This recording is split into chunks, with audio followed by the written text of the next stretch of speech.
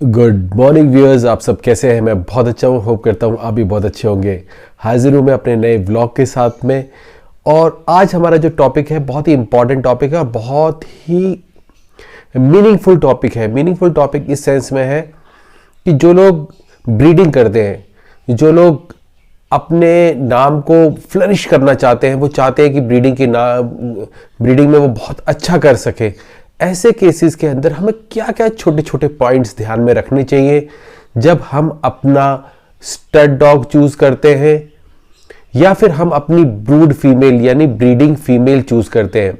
तो आज का जो हमारा टॉपिक है वो है कि जब भी हम अपने मेल फीमेल को चूज करते हैं अपने फ्यूचर ब्रीडिंग प्रोग्राम के लिए, तो हमें किन किन बातों का ध्यान रखना चाहिए। ये बातें अक्सर आपसे कोई डिस्कस नहीं करेगा, क्योंकि इंडिया के अंदर जो ब्रीडिंग होती है वो सिचुएशनल ब्रीडिंग ज़्यादा होती है। सिचुएशनल ब्रीडिंग किस तरह की होती है उसके बारे में हम थोड़ा सा डिस्कस करेंगे और क्या होनी चाहिए उसके बारे में हम बात करेंगे। हाय, मेरा नाम है परवेज और आप देख रहे हैं मेरा यूट्यूब चैनल ड्यूराबल कैनल। आज हमारा जो डिस्कशन है वो है हमारे स्टड डॉग और हमारी ब्रूड बिच यानी हमारी फीमेल को चूज करने के लिए क्या क्या क्वालिटीज होनी चाहिए। देखिए, सबसे पहली जो क्वालिटी आती है वो तो आती है फिजिकल कंडीशन और ब्रीड स्टैंडर्ड। हम किसी भी ब्रीड के बारे में जब हम लेके चलते हैं तो सबसे पहले बेसिक्स आते हैं कि जिस भी ब्रीड को आप चूज करने जा रहे हैं तो क्या वो ब्रीड उस ब्रीड स्टैंडर्ड को मीट करती है जिसको आप आगे फ्यूचर में ले जाना चाहते हैं। तो क्या ये पॉसिबल है कि हमें कोई ऐसा स्पेसिमेन मिल जाए जो ब्रीड स्टैंडर्ड के बिल्कुल करीब हो या फिर बिल्कुल परफेक्ट हो? देखिए, ये बहुत ही मुश्किल है और ये मुश्किल इस तरह से है कि दुनिया में कोई भी चीज़ 100% परफेक्ट नहीं होती। तो कितनी परफेक्ट होना सही है? देखिए, सबकी अपनी अपनी लिमिटेशंस होती है। हम जिस सिनेरियो में रहते हैं उस सिनेरियो के अंदर जो ज़्यादा से ज़्यादा अच्छी चीज़ आपको मिल सकती है, आप उस पर आपको सेटिस्फेक्शन करना पड़ेगा और उसको लेकर आगे ब्रीडिंग के लिए चलना पड़ेगा। अगर आप उसको तोड़ना चाहते हैं या उस ब्रीड स्टैंडर्ड से उठना चाहते हैं तो आपको अपने सर्कल, अपने एरिया, अपने जो जियोलॉजिकल एरिया है उससे बाहर निकल के आपको हो सकता है डॉग इंपोर्ट करना पड़े। क्योंकि क्या होता है, फॉर एग्जांपल मैं दिल्ली में रह रहा हूँ, मैं दिल्ली में आसपास अपने इंडिया में जब अपनी ब्रीडिंग बिच ढूंढता हूँ या अपने ब्रीडिंग मेल ढूंढता हूँ तो मुझे सारी चीज़ें मिलना बड़ा मुश्किल हो जाता है। कहीं पे पपीज़ होते हैं, कहीं पे नहीं होते हैं, कहीं पे हमारी राइवलरी होती है, कुछ लाइन्स हम लेना चाहते हैं, कुछ लाइन इंट्रोड्यूस नहीं कर सकते अपनी लाइन के अंदर। इस तरह की बहुत सारी लिमिटेशंस होते हैं। अगर आपको पैसे की दिक्कत नहीं है तो अगर आपको अच्छा स्पेसिमेन मिल रहा है तो आप उसे इंपोर्ट कर लीजिए, या फिर अगर आप इंपोर्ट नहीं कर सकते, आपकी पैसे की लिमिटेशंस है, तो आप कुछ लोग मिलके जो आपके जैसे ही हैं, जो आपकी मानसिकता से मिलती जुलती जिनकी मेंटेलिटी है, उनको आप साथ ले लीजिए, साथ में जॉइंटली आप उसको इंपोर्ट कर लीजिए। देखिए, क्या क्या क्वालिटीज होनी चाहिए मेल और फीमेल के अंदर, उसके बारे में आज हम डिस्कस करेंगे। हमारे इंडिया के अंदर ऐसा नहीं होता, सिचुएशनल ब्रीडिंग होती है। इसको मैं आपको एक खुलासा करके बता दूं, सिचुएशनल ब्रीडिंग क्या होती है। इंडिया के अंदर एक भेड़ चाल चलती है और ये भेड़ चाल चलती है, बहुत बड़ा एक हंगामा क्रिएट किया जाता है कि भाई इस पर्टिकुलर डॉग ने शो एरिना के अंदर मतलब विनिंग की मतलब एक तरीके से झड़ लगा रखी है, तो आप इसके पपीज लीजिए, इसके पपीज बहुत अच्छे होंगे। नो डाउट, ये कोई गलत चीज़ नहीं है कि ऐसा नहीं होगा, हो सकता है, लेकिन ज़रूरी नहीं है कि आपकी फीमेल के साथ में वो डॉग ही बहुत अच्छा हो, या फिर उस पे जो उस डॉग के अलावा जो डॉग है उसकी लाइनअप के अंदर वो डॉग अच्छे नहीं है। सभी जजेस की अपनी अपनी एक सोच होती है जिसके आधार पे वो उसे विनिंग कराते हैं। और उसके अलावा भी डॉग शोज के अंदर बहुत सारे क्राइटेरियाज होते हैं जिसके अंदर डॉग जीतते हैं, और वो ज़रूरी नहीं होता कि जो डॉग जीत रहा है वो अच्छा प्रोड्यूसर ही हो। तो जो ब्रीडर्स होते हैं वो इस बात पे बहुत ध्यान देते हैं और आपस में डिस्कशन भी करते हैं कि भाई जो डॉग प्रोड्यूस कर रहा है उसके लीटर्स कैसे प्रोड्यूस हो रहे हैं। क्या वो फेनोटाइप या जेनोटाइप, ये दो तरह की जो चीजें होती है कि जेनेटिकली भी वो वैसे प्रोड्यूस कर रहा है जिस तरह का वो फिजिकली है, डॉग की जो फिजिकल अपीयरेंस होती है वो जरूरी नहीं है कि उसके जेनेटिकल कैरेक्टर से मिलती जुलती हो, क्योंकि कभी कभी क्या होता है कि डॉग्स ना उस तरह के पपीज प्रोड्यूस नहीं करते जिस तरह के वो होते हैं, और इसका उल्टा भी होता है। बहुत सारे डॉग्स अपनी जो फिजिकल अपीयरेंस से बहुत ज्यादा अलग और बेहतर डॉग प्रोड्यूस करते हैं, क्योंकि जेनेटिकली उनके अंदर जो एबिलिटी होती है प्रोड्यूस करने की वो एक अलग होती है, मतलब स्टेज की होती है, अलग लेवल की होती है, तो वो बहुत अच्छा प्रोड्यूस करते हैं। तो जब भी आपको कोई बात करेगा वो आपसे बोलेगा कि देखिए सबसे अच्छा मेल चूज कीजिए, सबसे अच्छी फीमेल चूज कीजिए, देखने में ये होनी चाहिए, हाइट ये होनी चाहिए, सब चीजें ठीक है, लेकिन जो बारीकियां हैं वो मैं आपको बता देता हूं। सबसे पहली बारीकी ये है कि जो उसकी जो ब्रीडिंग है, वो इनलाइन जो ब्रीडिंग होती है डॉग्स के अंदर क्वालिटी को मेंटेन करने के लिए, वो बहुत ज्यादा क्लोज ना हो। क्लोज ना हो का मतलब इतनी भी क्लोज ना हो कि उसके अंदर जो कोएफिशिएंट ऑफ इनब्रीडिंग है, COI कहते हैं इसको, अगर आप चेक करना चाहते हैं तो आप गूगल करके आप देख सकते हैं कोएफिशिएंट ऑफ इनब्रीडिंग क्या होता है। ये 5 से 10% से मतलब नीचे ही रहनी चाहिए। दूसरी चीज है कि डॉग की एबिलिटी, वेल्पिंग एबिलिटी, जैसे फीमेल्स होती है, फीमेल के अंदर भी अपनी अपनी वेल्पिंग एबिलिटीज होती है। बहुत सारी फीमेल पहले या दूसरे लीटर में अच्छी तरह से पपीज की केयर तो नहीं कर पाती, लेकिन उसके अलावा फीमेल जब सेकंड या थर्ड लीटर देती है, उसके बाद में जब आप देखेंगे तो वो बहुत अच्छी तरह से अपनी पपी की केयर करती है, और इस तरह की फीमेल्स को ज्यादा पसंद किया जाता है। ये जेनेटिकल भी होता है।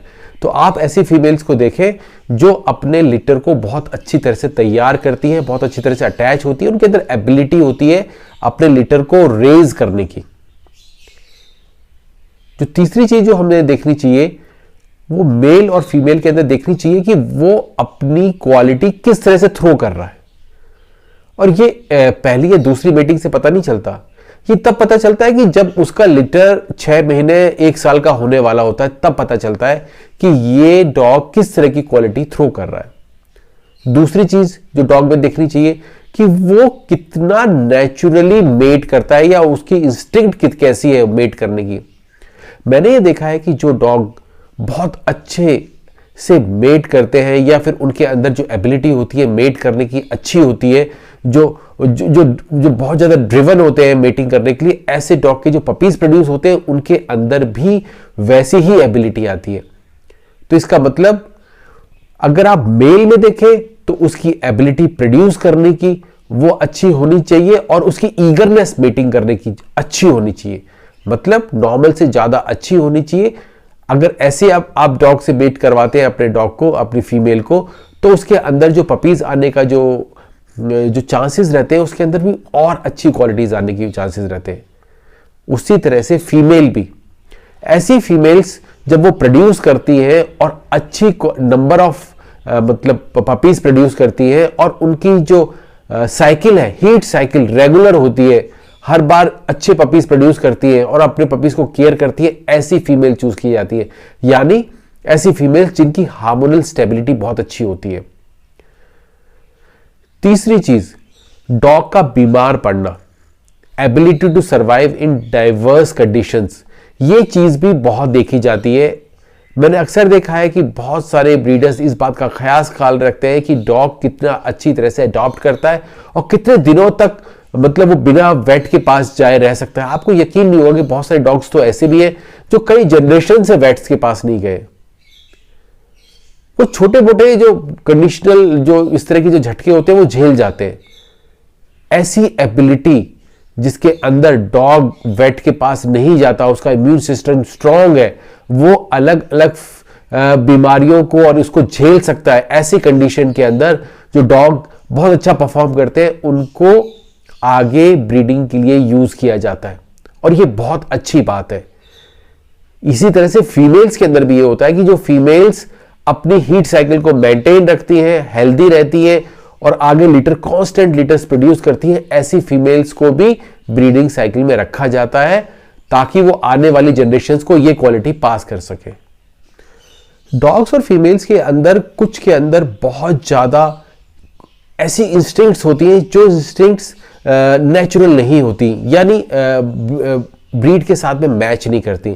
फॉर एग्जाम्पल अनस्टेबल कैरेक्टर्स होते हैं बहुत सारे डॉग्स के अंदर जो बिल्कुल स्टेबल नहीं होते, वो हमेशा दौड़ते रहेंगे और बिल्कुल भौंकते रहेंगे। इस तरह की जो इश्यूज होते हैं, ऐसे डॉग्स को नर्वस इश्यूज जिसे कहते हैं, ऐसे डॉग्स को भी ब्रीडिंग के अंदर लेना नहीं चाहिए, क्योंकि ये चीज़ें वो अपने आगे के पपीज़ के अंदर भी सरपास करते हैं। और दूसरे डॉग्स किस तरह के होते हैं जो बहुत ज़्यादा नर्वस होते हैं, मतलब यानी अगर आप उनको बाहर निकालने की कोशिश करेंगे वो अंदर छुप जाएंगे।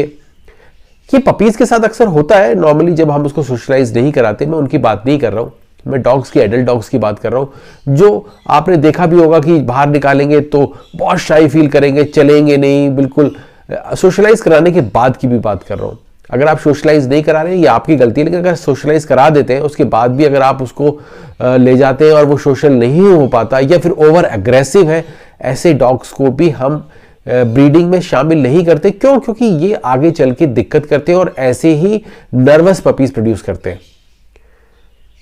एक और क्वालिटी जो हम देखते हैं वो है सी सेक्शन की क्वालिटी, मतलब एक्सेप्ट फ्यू ब्रीड्स जैसे कि बुलडॉग्स हो गई और बाकी ब्रीड्स हो गई जिनके नॉर्मली सी सेक्शंस होते हैं। इसके अलावा जो बाकी जो नॉर्मल ब्रीड्स हैं, जो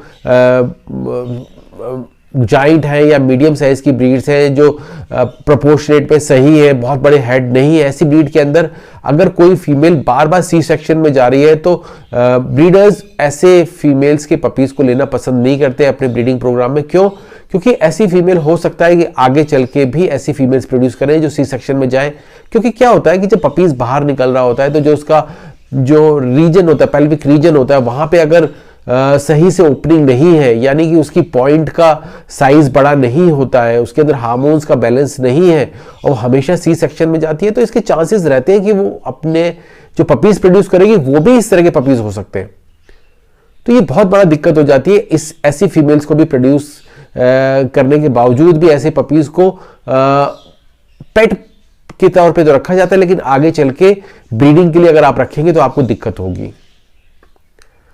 देखिए, हमेशा जब भी क्वालिटी की बात आती है तो प्रायर लिटर्स के ऊपर बहुत बड़ा दारोमदार होता है कि मेल और फीमेल कैसे प्रोड्यूस कर रहे हैं।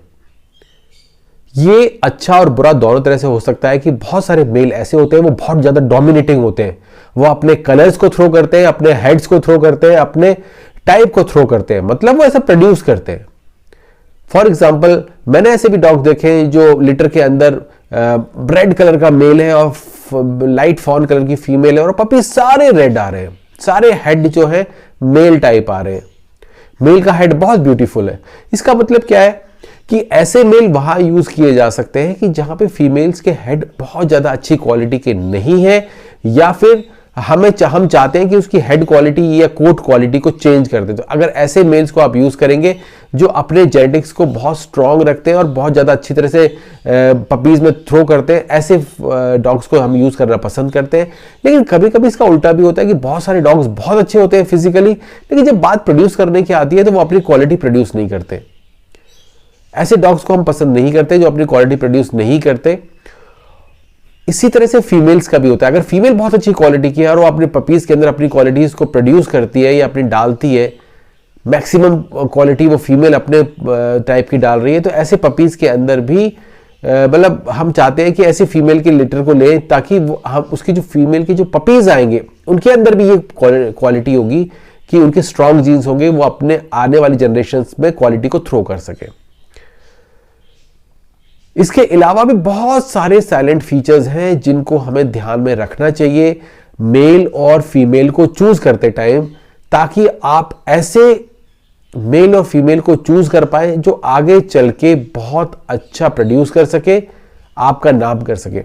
कुछ चीजें मैं आपको बता दूं, जब भी आप फीमेल को आप प्रोड्यूस करना शुरू करें तो हो सकता है कि आपको कहा जाए कि फीमेल को आपको 2 साल या 2.5 साल के बाद में प्रोड्यूस करना चाहिए। लेकिन मैं आपको एक चीज बता दूं कि फीमेल की जो साइकिल होती है वो 9वें 10वें महीने में पहली साइकिल आ जाती है, दूसरी साइकिल 1.5 साल तक आ जाती है। तो मैं आपको एक बात जरूर कह दूं कि आप दूसरी साइकिल पे फीमेल को मेट करा लें। हो सकता है कि आप पेपर्स अप्लाई ना कर पाए, लेकिन आप उसकी एक नेचुरल साइकिल स्टार्ट कर दें। कभी कभी क्या होता है कि हम ज्यादा वेट कर लेते हैं, फीमेल वेट गेन कर जाती है, हार्मोनल इम्बैलेंसेस हो जाते हैं, इसकी वजह से फीमेल प्रोड्यूस नहीं कर पाती। दूसरी तरफ मेल भी ऐसे होते हैं कि हम मेल को मेट इसलिए नहीं कराते कि लीगल एज में डॉग की नहीं हो पाई होती है और हमें ऐसा लगता है कि नहीं, हमें डॉग को मेट नहीं कराना चाहिए। ऐसा नहीं है। आप पपी प्रोड्यूस करने के मकसद से चाहे आप उसको मेट कराएं या ना कराएं, लेकिन आपको 10-11 महीने में डॉग को अपनी मेटिंग के लिए इंट्रोड्यूस करा देना चाहिए।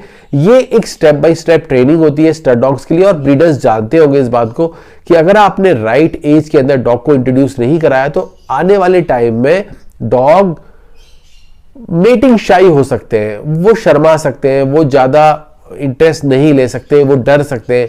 इसीलिए जिस डॉगों को राइटफुली सही टाइम पे मेटिंग के लिए एक्सपोजर दिया जाता है तो वो पूरी जिंदगी बहुत अच्छी तरह से मेट करते हैं। और कोशिश कीजिए कि डॉग नेचुरली मेट करे, आर्टिफिशियली मेट ना करे। कभी कभी हमारे पास टाइम कम होता है और हम क्या करते हैं कि हम डॉग को असिस्ट करने लगते हैं, हाथ लगाते हैं और गाइड करने लगते हैं। ऐसे केसेस में डॉग को आदत पड़ जाती है और वो आदत आगे चल के मुसीबत भी हो जाती है, क्योंकि अगर हमने वैसे ही गाइड नहीं किया या पर्टिकुलर ट्रेनर ने उस तरह से ही गाइड नहीं किया तो वो मीटिंग डॉग नहीं कर पाते। कुछ चीजों का ध्यान रखिए। अगर आप इन चीजों का ध्यान रखेंगे तो मैं सोचता हूं कि आप बेटर स्टड डॉग और ब्रूड बिच सेलेक्ट कर पाएंगे। इसके अलावा भी अगर आपको कोई डाउट है तो आप मुझे व्हाट्सएप कर सकते हैं। कॉल प्लीज मत कीजिएगा, अक्सर बिजी होने की वजह से मैं कॉल नहीं उठा पाता। लेकिन अगर कोई आपका जेन्युइन पॉइंट है या कोई डिस्कशन करना चाहते हैं तो आप मुझे व्हाट्सएप पे मैसेज कर दीजिए।